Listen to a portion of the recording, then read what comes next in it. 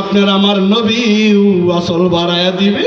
আল্লাহকে ডাক দিয়া বলবে, আল্লাহ তুমি কে জানো না, তায়েফে যখন কালিমার দাওয়াত নিয়ে গেছি, তায়েফের যুবকরা আমার শরীরে এত পাথর মারছে, এক একটা পাথরের আঘাত আমার শরীরের ভিতরে ঢুইকা গেছিল। আল্লাহ গো,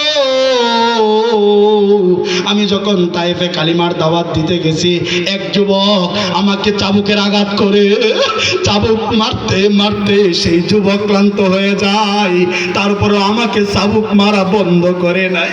আল্লাহ গো, এই চাবুকটা আর একটা যুবকের হাতে তুলে দিছে। আল্লাহ, 2 নম্বর ব্যক্তি চাবুক মারতে মারতে ক্লান্ত হয়ে গেছে, আমাকে চাবুক মারা বন্ধ করে নাই, চাবুকটা 3 নম্বর ব্যক্তির হাতে তুলে দিছে, সেও চাবুক মারে। আমার মাথা থেকে রক্ত বের হতে হতে আমার সারাটা শরীর রক্তে লাল হয়ে গেছে। ও আল্লাহ, কুফা টাইপের যুবকরা আমার গলায় শিকল বাঁধছিল, আমাকে পাগল পাগল বলে রাস্তায় হেসরাইছে। আল্লাহ, এত কষ্ট করেছে, কোনদিন তোমার কাছে বদলা চাই নাই, কোনদিন তোমার কাছে বিনিময় চাই নাই। আল্লাহ গো, তুমি না মরণের আগে আমারে কইছিলা সাউফায়ুতি কারব্বুকা ফাতারদা, তুমি যে কোনো মূল্যে আমারে খুশি করবা। আল্লাহ গো, শুনে রাখো, শুনে রাখো, যতক্ষণ পর্যন্ত আমার একটা উম্মত জাহান্নামে থাকবে, ততক্ষণ পর্যন্ত আমি নবী তোমার উপর খুশি হব না। আল্লাহু আকবার বলে। এসকে মাহবুবে খুদা, এসকে মাহবুবে খুদা जिस दिल में हासिल नहीं, लाखों मुमिन हो मगर ईमान में कामिल नहीं, नहीं दो जहां में मिसाले मोहम्मद, जमाले खुदा है कमाले मोहम्मद। আমার মুসলমান ভাইয়েরা, নবীজি এভাবে আপনি আমার জন্য কাঁদবে, আল্লাহ তখন বলবে, বন্ধুরে কাঁদবেন না, কাঁদবেন না, আজকে আপনি যার জন্য সুপারিশ করবেন আমি তার সুপারিশ কবুল করব। আল্লাহু আকবার বলেন।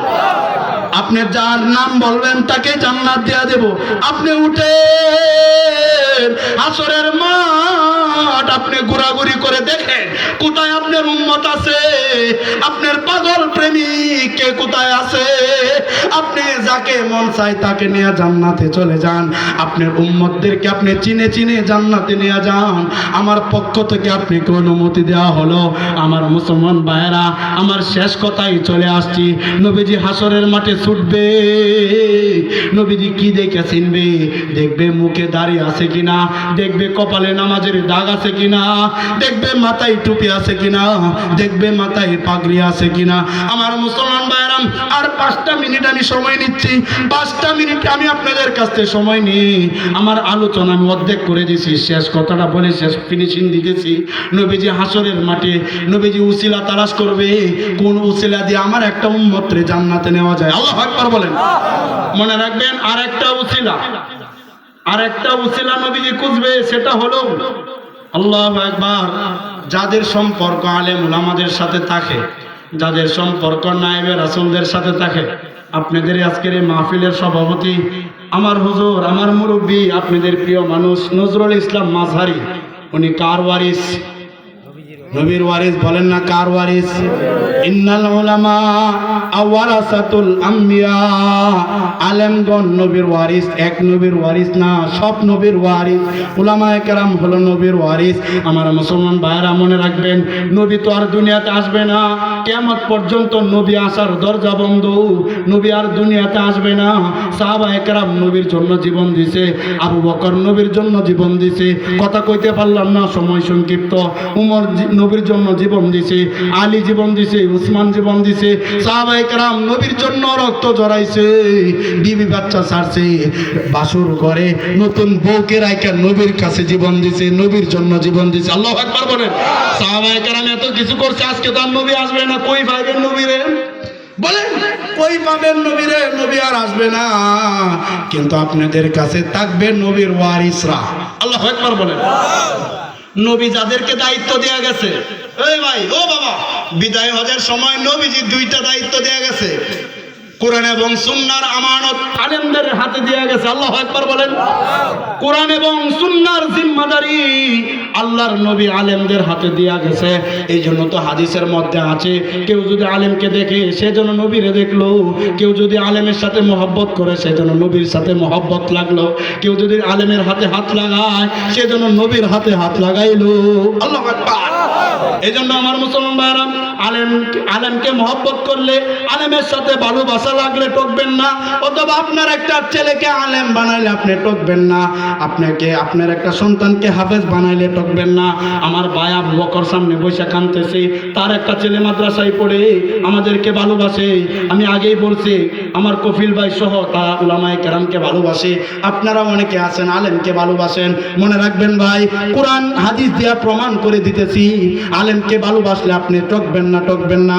নবীজির হাদিস, মান করাল কোরআন ফাস্তাযহারাহু ফাহাল্লা হালালা ওয়া হারামা হারামা আদখালাহুল্লাহুল জান্নাহ ওয়া সাব্বাহু ফি আসরাতিন মিন আহলি বাইতিহি কুল্লুহুম ক্বাদ ওয়াজাবাত লাহুন নার। নবীর আরেকটা হাদিস, ইকরা ওয়ারতাকি ওয়ারাতিল কামা কুনতা তুরাতিল ফিদ দুনিয়া ফা ইন্না মানজিলাকা ইনদা আখির আয়াতিন তাকরাউহা। হাফেজ সাহেবকে আল্লাহ আসরের ময়দানে ডাক দিবে, ও হাফেজে কোরআন, তুমি দুনিয়াতে যেভাবে কোরআন পড়তা, তারাবিতে কোরআন পড়তা, মজাই লাগতো, আলিফ লাম থেকে শুরু করো, তোমার শেষ যখন হবে সেইটাই হবে তোমার স্থান, তোমার শেষ ঠিকানায় তোমার মর্যাদা। হাফেজ সাহেবরা হাসরের ময়দানে আলিফ লাম কইয়া টান মারবো, একটা আয়াত পড়বো, একটা জান্নাতের মালিক। আল্লাহু আকবার।